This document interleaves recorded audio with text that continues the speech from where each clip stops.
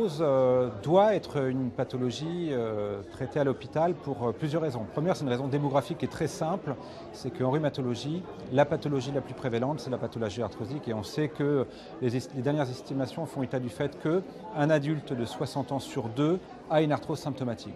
Ça représente en France aujourd'hui, si on additionne l'arthrose périphérique et l'arthrose axiale, rachidienne, c'est quand même entre 15 et 20 millions de personnes.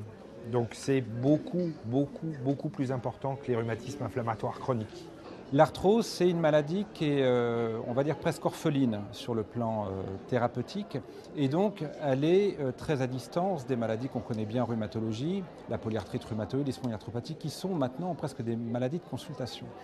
Et cette arthrose, c'est presque un impératif sociétal, je dirais, ou social, il faut trouver un traitement dans cette maladie. Donc l'arthrose, c'est synonyme de recherche fondamentale pour essayer de trouver des effecteurs importants sur lesquels on pourrait faire agir des molécules, de la recherche en imagerie, et ça a été la grande gloire, si vous voulez, dans la recherche dans l'arthrose depuis 5-6 ans. On s'est rendu compte que l'arthrose, ce n'était pas le cartilage, c'était une anomalie de l'os sous-chondral, une anomalie des ménisques, une anomalie des ligaments, et ça c'est la recherche en imagerie qui l'a montré. Et puis en recherche clinique, il faut faire des essais dans cette maladie. Et ces essais, vous le savez comme moi, ils ne peuvent être faits qu'à l'hôpital dans un cadre universitaire bien conduit. Alors le plus important, c'est que, en gros, on va dire qu'il y a une dizaine d'années, l'arthrose c'était considéré comme une maladie d'usure, comme un pneu qui s'userait ou un rocher qui s'userait au contact de l'eau et du vent.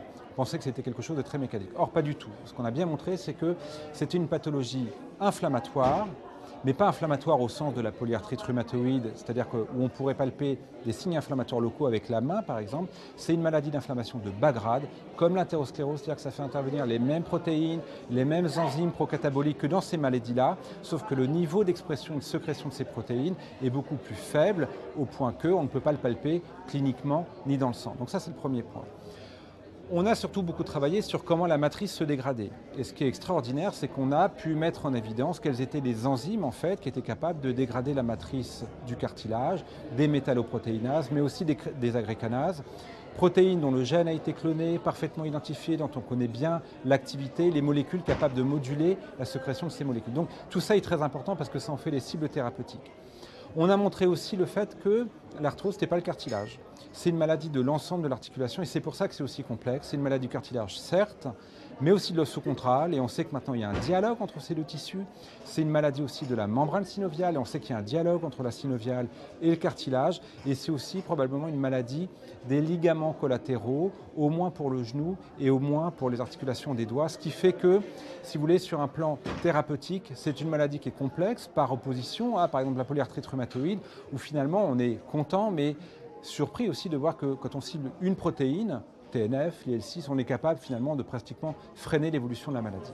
Donc les enjeux dans cette maladie, c'est de trouver là où les protéines sur lesquelles on pourrait agir et qui permettraient d'apporter une antalgie, une amélioration de la fonction. En tout cas, aujourd'hui, il est clair qu'il y a des essais thérapeutiques de phase 2 et de phase 3 sur ce qu'on appelle des targeted thérapies, donc c'est vraiment des cibles spécifiques, comme ce qu'on a connu dans la polyarthrite rhumatoïde il y a une dizaine d'années. Vous avez un certain nombre de traitements en développement, donc sur des inhibiteurs des métalloprotéases, des agréganases, de l'inos, de la catepsine, donc qui visent à diminuer la dégradation du cartilage.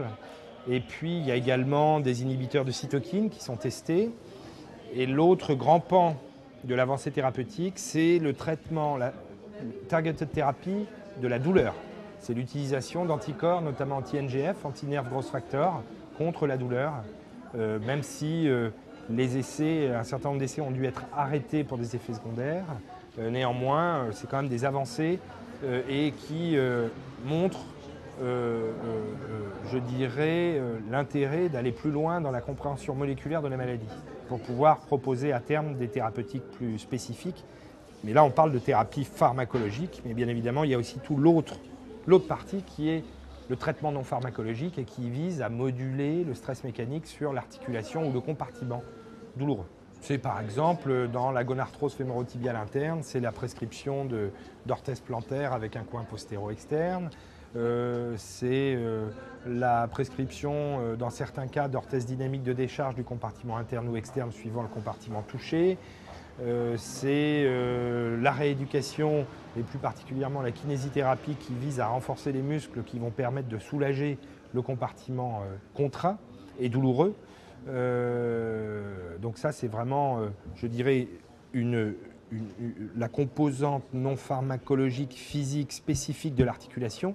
Et puis il y a une autre composante physique non pharmacologique qui elle, est indépendante du site atteint et qui est liée qui est là pour améliorer la qualité de vie des patients, quelle que soit la maladie qu'ils ont, c'est-à-dire leur faire un peu de sport, un peu d'activité physique pour qu'ils aillent mieux, qu'ils soient mieux dans leur tête, dans leur peau, mais comme on le fait dans le cancer, le sida, les maladies cardiovasculaires. Et ça, ça n'est pas à visée biomécanique particulier, c'est plutôt pour améliorer les capacités aérobies du patient et probablement par également des mécanismes endorphiniques d'améliorer la vie des patients.